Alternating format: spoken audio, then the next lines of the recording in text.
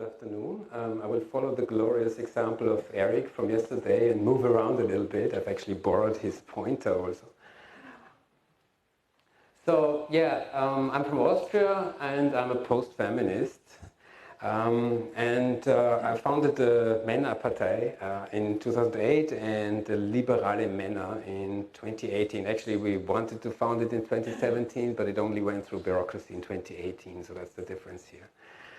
And in my presentation, I will explain why I don't think that if we relabel ourselves gender equality activists, we will be more successful, because I actually tried that. And why I would rather call myself a post-feminist now. But first, let me tell you a little bit of how I grew up. I'm a child of the 1960s, and in the 1960s, for us in Austria, it was completely normal to have that, equal rights for men and women. So we believed in these things, right? Women and men are equal, should have equal rights. And eventually, women will not just have a lot of freedom, but also use their freedom to make equal contributions to society. And that will be good for men also, because we will have less responsibilities and also more freedom. That didn't happen. Instead, third-wave feminism arrived, also in Austria, and feminists got into power, and when they were in power, they showed us what kind of animal feminism really is. It sort of looks like this unicorn. It's sort of like a horse. Has a horn in the middle of its head, but it's a different animal.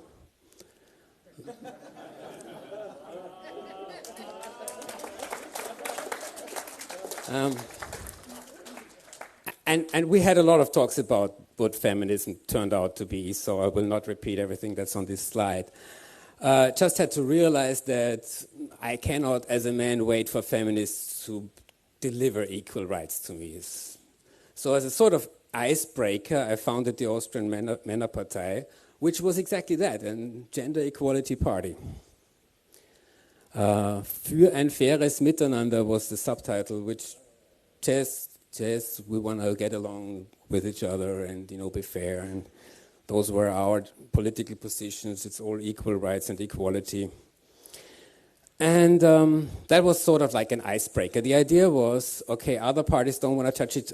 There is something I call the Mikado principle in politics. If you have a contentious issue, the first one who touches it loses, because you lose some base, some electoral base. So I tried to be an icebreaker.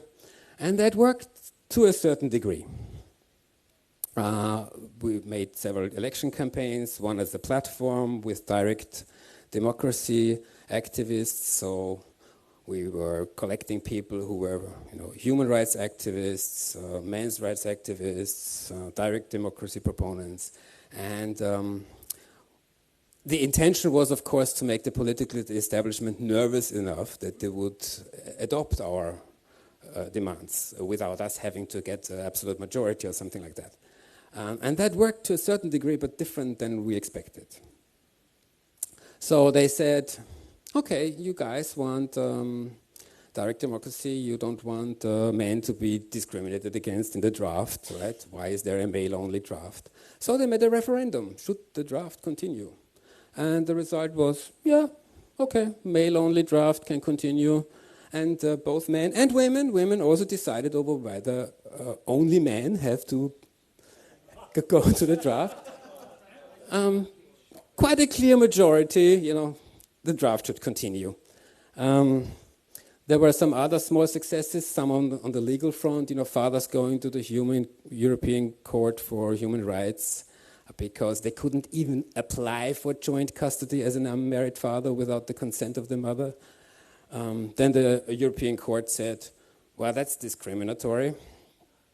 And then they had to change the law, and they did. And, yep.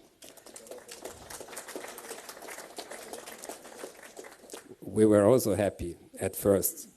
But then we realized they just went ahead and made joint custody completely meaningless by introducing a new term into law, which is primary guardianship. So you have joint custody, but you have a primary guardian, and the primary guardian has all the rights and privileges that previously were connected with single custody, right? And, well, I'm not going to make this too long, but I think I had the same experiences that most of you have when you're trying to rally men behind helping other men and having solidarity with other men. It's hard. It's hard. The men show up when they want support, but they don't stay after they don't need help anymore, and so on. So after 5 years of doing this, I resigned as the chair of the party, and the party still exists. They're still there. But I started to reflect, what went wrong here? When did all this equal rights thing start not to work? I went back into the history of feminism and discovered more or less what Elizabeth said this morning, that feminism was always a fraud. There was never a time of equal rights feminism if you take into consideration what the feminists are actually lobbying for. They say women are equal by nature to men, but then when you say, okay, you go also and serve in the military, they say, no, we can't do that, we are not equal by nature. And second wave feminism says, yeah, women want to be free and independent, and then, okay, you're free and independent, you can take care of yourself. No, we are single mothers, we need support. And then third wave feminists are now saying gender is just a social construct, right? But the kind of policies that they're lobbying for are not based on your socially determined identity. They are based on biological sex, right? So this was always a fraud. It was never sincere, right? And it was a good fraud. It worked for more than 150 years, and as I would try to argue, 200 years actually. So that reminded me of my profession as a computer scientist and artificial intelligence. When artificial intelligence researchers want to emulate human intelligence, they build these autonomous agents. And the important thing to notice here is that this communication interface here is separate from beliefs, desires, and intentions, right? So what you communicate to the other agents is what you do in order to make them do something. It's not what you believe. Your beliefs, desires, intentions, and plans are private. And the best way to know what the plans, desires, and intentions are is to look at the actions, because these are determined by what you really want. So if we want to know what makes feminism tick, and I'm sorry, ladies, I know there are a lot of non-feminist ladies here, but for me, feminism is the female ideology. So I'm trying to find out, what women want when I think about feminism, because in my perception, it was created by women, right? It's dominated by women. So I look at what women want, and I compare it to what men want. What's the difference? This is a chart made by OkCupid. The question asked was, how attractive do you as a man find this woman that I show you a picture of?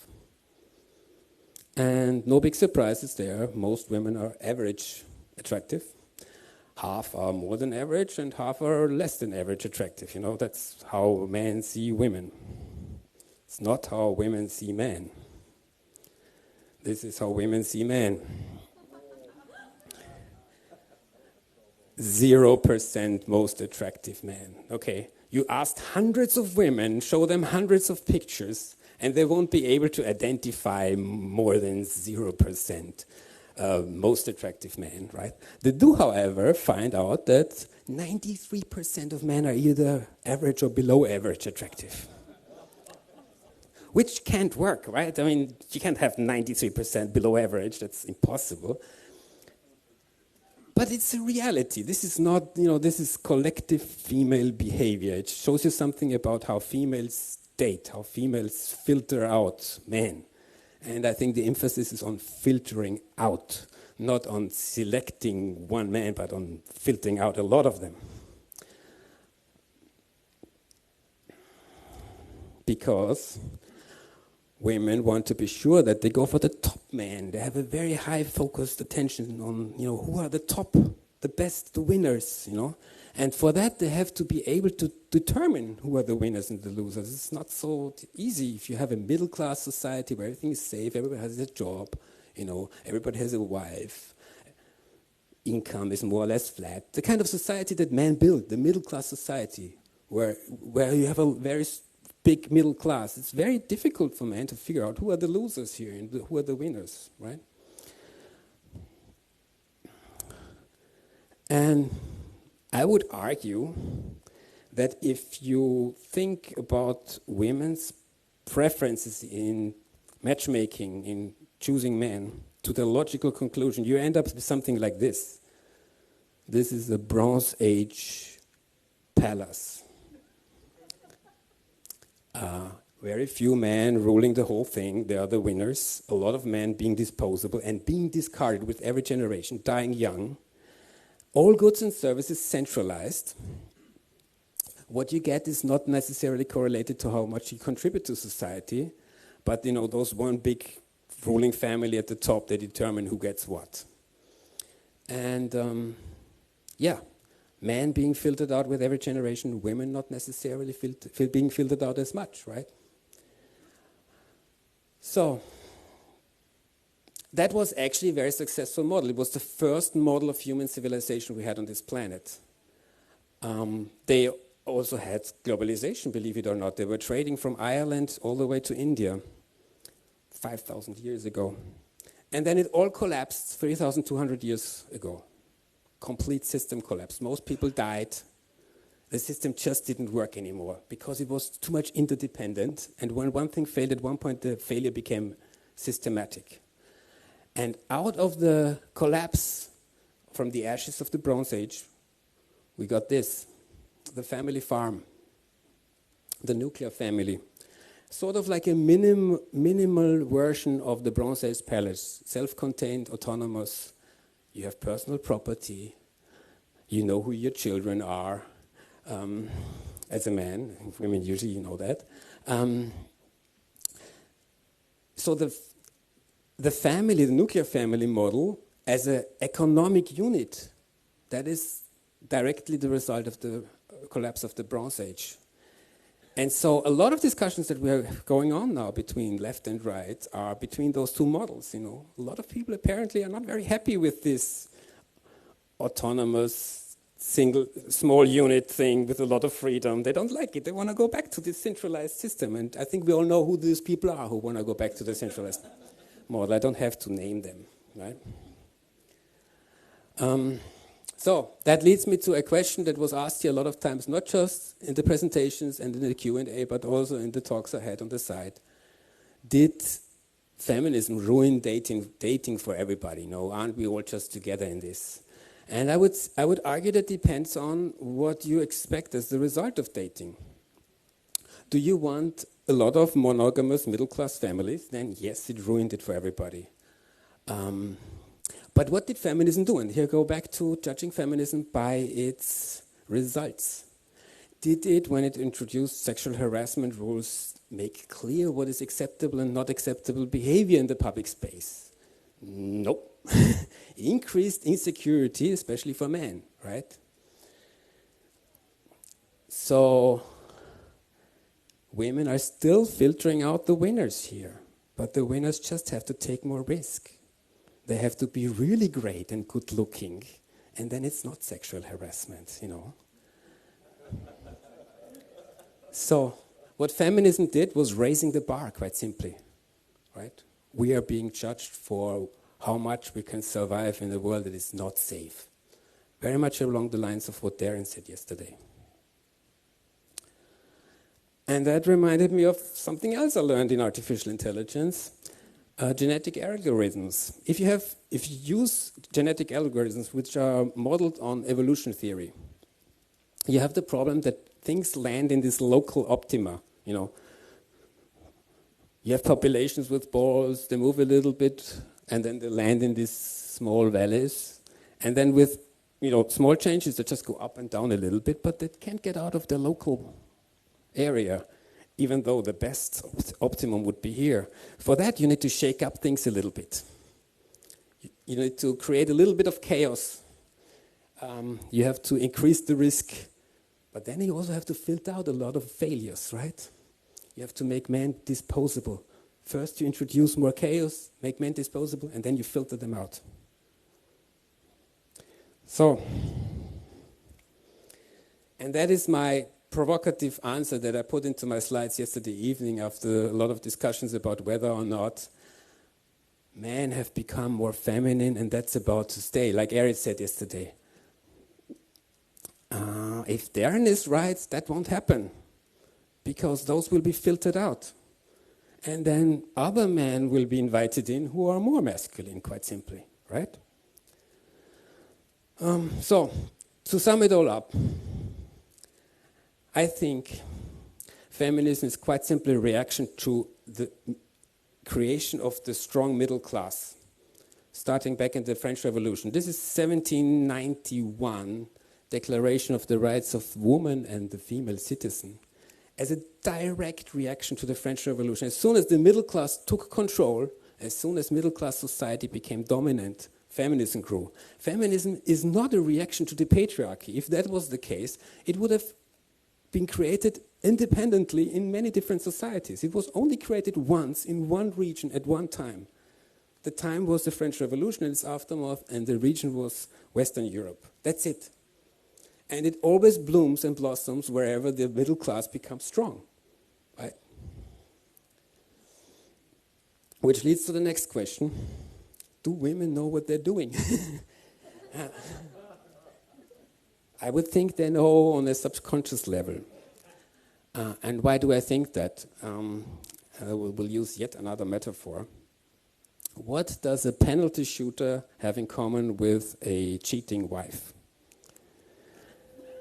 They both want to score, and they both know that if their opponent knows what they're doing, they won't succeed, right? So you have to fake your intentions. So if you don't get the top man, you look for a useful idiot to be a provider, and then you make your children with somebody else. And the best penalty shooters and the best cheating wives are the ones who are hiding their intentions so well that they don't even know about their intentions themselves anymore. Yeah. You ask cheating wives, why did you not tell your husband that your marriage wasn't working, right?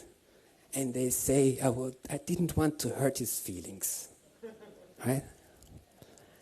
I think a lot of them actually mean that, because they're just very good at cheating, and very good at hiding their own intentions, including from themselves. And the picture I get is that feminism is treating now the state as a substitute husband in the same way that a cheating wife is treating her husband. Using all the services, all the security, faking, being all for equal rights and equality, and just bringing in chaos and wrecking up the place, right? So I'm not angry at women. If my analysis is correct, women are just doing their job, We created a society that was too safe, it was too laid back, it didn't have any evolution built in anymore. But of course, I cannot take them seriously anymore. It's obvious that, this is a fraud, and it has a completely different agenda. And that's why I suggest, let's move on, Let's just understand, okay, we made a really interesting experiment here in the West. We tried to find out what would happen if we give equal rights to everybody, and we found out something really unexpected happened. And I think we should just learn from that, and move on. That's it. So that's why I call myself a post-feminist. And I want to make clear that I don't think post-feminist is a traditionalist or conservative or something like that. I think those two are different dimensions. There are traditional post-feminists who want to go back to old-fashioned ways of life. There are progressive ones who want to try the thing with individual rights again in a different way, just taking into account that complete equality doesn't really work out the way it's planned. And there are feminists who are also traditionalists, right? That's not one and the other are not completely linked. So now I founded this association And, well, the idea is basically we have to look for a different alliance. And the one I'm proposing is everybody here, right? What is the common denominator here? We want to save our civilization, you know. That's my common denominator.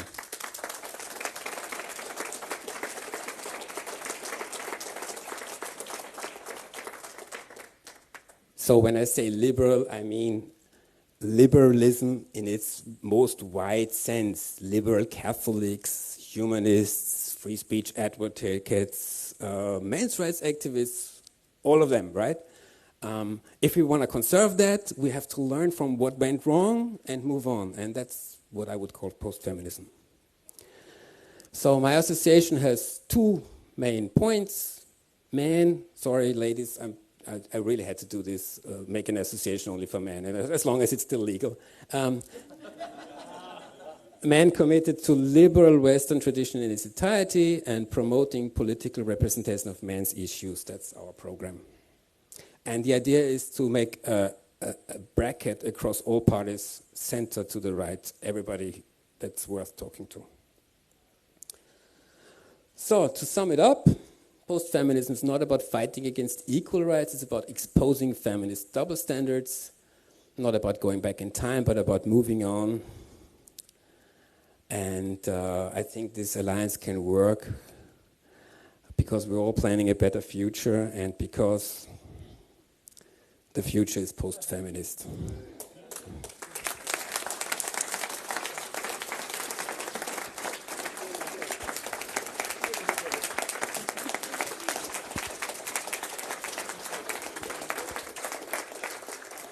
Thank you.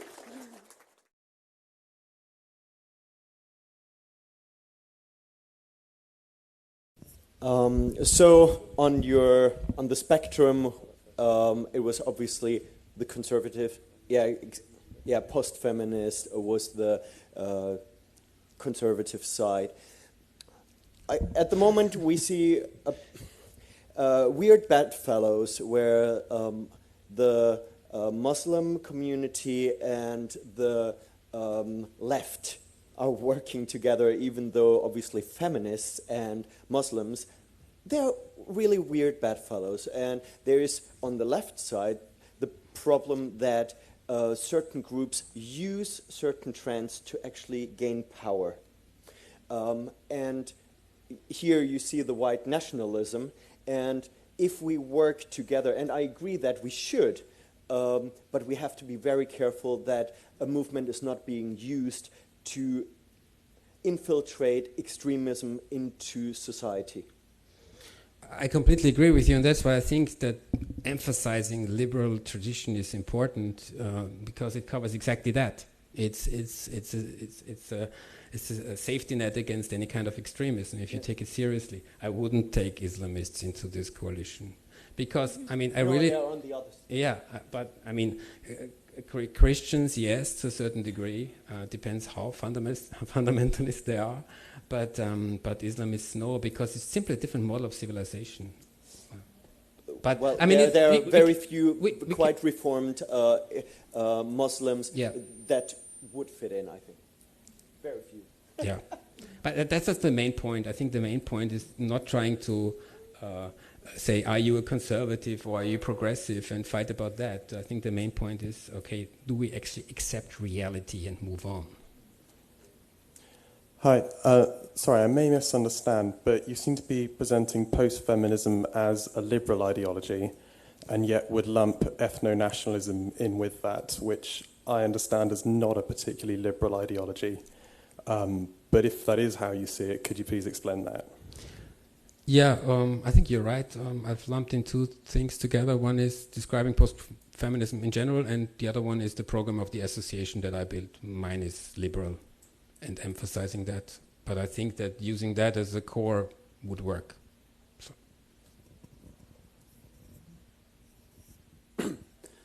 I wanted your opinion on a theory that I'm working on in my mind. You just pointed to the top right corner of that graph as being your area of emphasis of how to improve things. And I would place myself up in that top right corner in most ways. However, your next slide then spoke about campaigning for equal rights.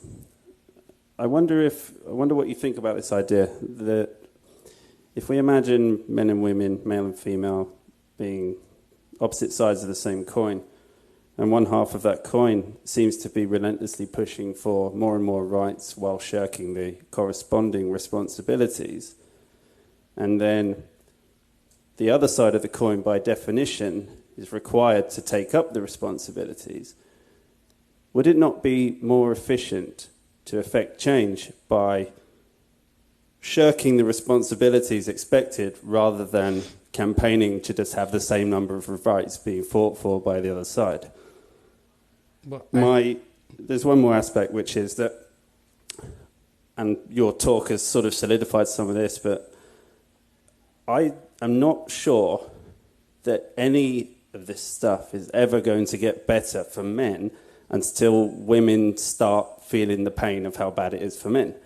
And what I mean by that is that essentially when enough women start asking the question, where have all the good men gone, they might have to start finding the answer. Yeah, okay, you're obviously MGTOW. Not explicitly, but I do buy into a lot of it. Right, yeah. I think the MGTOWs are playing very well into what feminism tries to achieve. You're filtering out yourself. Right? That's you're removing yourself from society, and you don't even try to jump over the bar, and that's good because other people will replace you. That's how I think it would work, right? So, but I don't think it's an either-or, either being for equal rights or being for having special rights for men. I think it's probably time to talk about, if women get special rights, maybe we want special rights for men also. But it's a question about accepting how far you can actually go with the equal rights, with women as your counterpart and feminism as a political force, and then going from there, rather than going back into, I was guilty of the same crime, trying to hang on to the unicorn, I don't want to save the unicorn anymore, where is it? Yeah, I don't want to save the unicorn anymore. I think this is really futile, That doesn't mean that equal rights are a bad thing. How were equal rights created? Equal rights were created by men for men, right? Because men were competing with each other and they want to have a fair playground, they want to have fair game, fair rules, right? And apparently this model is not 100% transferable to the relationships between men and women.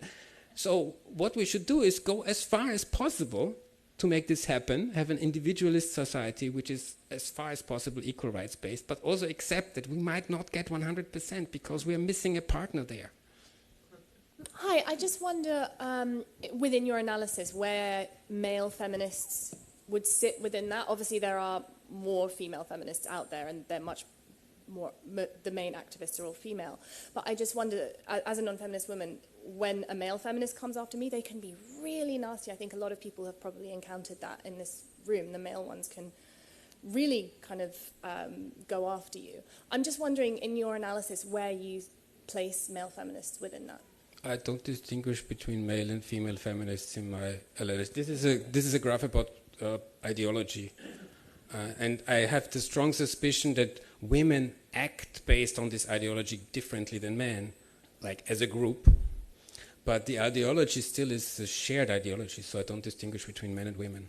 So I'm just wondering, like, the men in the movement behave in a certain way, and you had this kind of, how you were talking about the kind of Bronze Age arrangement and how that moved into the middle class arrangement. I'm just wondering if you have any comments on what attracts some men to the movement and not others? Or to which movement? The feminist movement, sorry. Well, the usual suspects. I mean, men try to be nice to women, and they want to give women what they want. And also, I think a lot of men are actually benefiting from the current power structure that is feminist-dominated, right? I mean, just to give you a different example, but same example, right? We heard about paternity fraud here already in this event. And in my party, at one point, I said, why don't we say that we want to have compulsory paternity tests after every birth, right?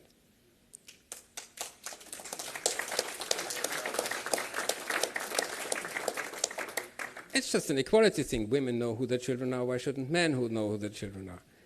And I got some resistance from men, and with very weird reasons. I don't want the government to, get involved and whatever. And then until it dawned on me, of course, for every tricked husband, there is a guy who's running around who has somebody else paying his bills, right? So in this way, a lot of men are actually profiting from the current scenario, and I think that's true with all other aspects of feminism. They're riding on the ride, They're going along, and they have their own personal benefits.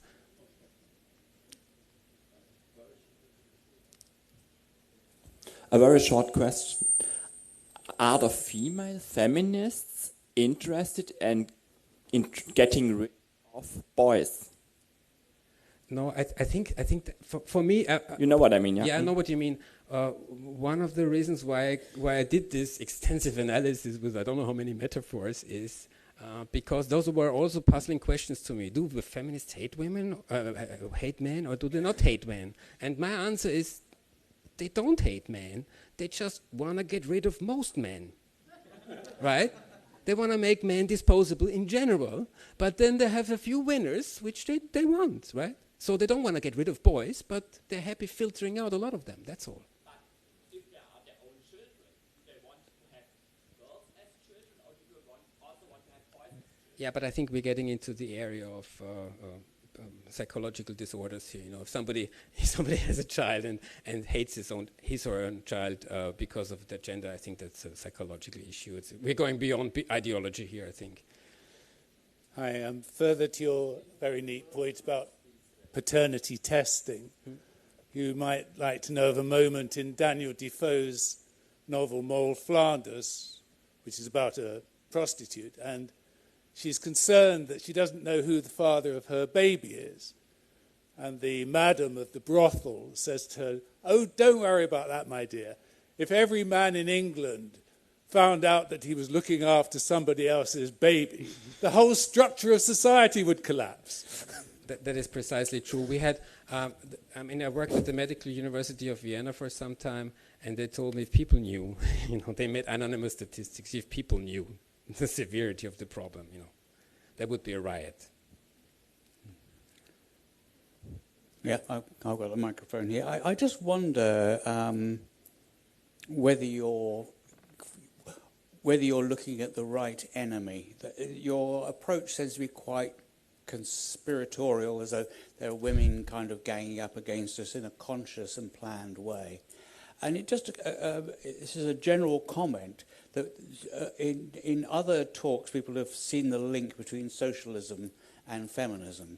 But what is that link?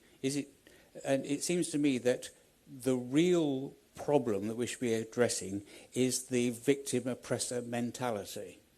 And that we've got into this state, if you like, feminists are getting away with what they're doing because collectively we have a victim-oppressor mentality, and we bought into the idea, in this case, that women are being oppressed by men. Now, if we take an approach which is, these feminists are all foul, we need to do something, we need to overcome them, that might be the wrong approach. The better approach might be, this ideology is fundamentally flawed, and it comes out in various different ways, including, this is just a thought that I had, the way that the West approached the dictators in the Middle East. We tend to think of, Gaddafi, oppressor, people are victims. So therefore we need to free the people from the oppressor and everything will be lovely. Just as another example of that. Well, that's my question. I don't want to fight against women. I love women. I don't want to fight against feminism. That I don't want to spend my time with that. I want to plan for a better future on the basis of understanding what's wrong with feminism, was always wrong with feminism, will always be wrong with feminism. And And to answer your other question about the link with socialism, it's that, what they're all going for. Also the environmentalists, they want to have this centralized structure, and they're just not happy with the other model. And that's what allies them, I think. And to a certain degree, I also have sympathy for that. Somehow the human race is trying to find out, how far can we go back to this globalized, centralized structure until it breaks down again, and how far do we need those freedoms? And some people are more on this side, and some people are more on that side. I don't consider them my enemies also, but I think they're full of shit. They use a lot. I don't know how many justifications for their goals. One time the forests are dying, and then you have acid rain, and then the next time the polar caps are melting. And the answer is always we need more centralized control, and that's their real goal, right? Just look at what they're demanding, what they're actually lobbying for, and don't spend too much time on what they're justifying their goals with, because that's not sincere anyway. So. That's the link between Marxism and feminism and environmentalism and all these isms. They want to build up a centralized structure. They're just not happy with all these independent local things, and freedom. They don't like it. Just a comment on they prefer boys or girls. Warren Farrell refers to research from the US, and 80% actually prefers girls or parents, and that also is shown when they are adopting children. So that's one point. And the other one was about male feminists. In my personal experience, I've seen a couple of classes of them, so to speak. One is the mother's little prince.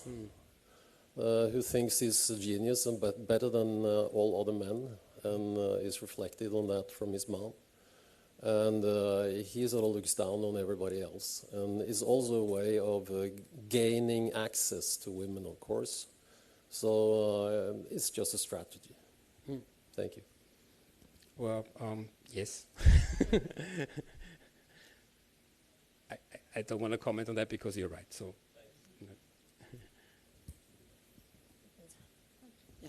Okay. I just recently had the luck to have published in a scientific journal a paper on feminist censorship, which documents that feminists, to a surprisingly efficient extent, prevent men from publishing books going against feminism. It's really serious. But the few cases where a book against feminism comes through the filter and is widely known, that is when the author is a female. And we all here know some females who support the same cause that we are working for here. Some are present here, and they are very, very efficient. So the way ahead is we need more women to support us. Because when I, as a man, say something, I'm filtered out. If a woman says the same, she's not filtered out. Well, thank you for the comment. That's also a follow-up to the question that Karen Stroheim asked yesterday. I think that we have to distinguish between two main responsibilities. One is primarily female and one is primarily man, I would think. I think she's right. Women have the primary responsibility to get rid of feminism because it's a women-centered ideology, quite simply. And but men have the responsibility to stand up for each other, show some solidarity for men's issues.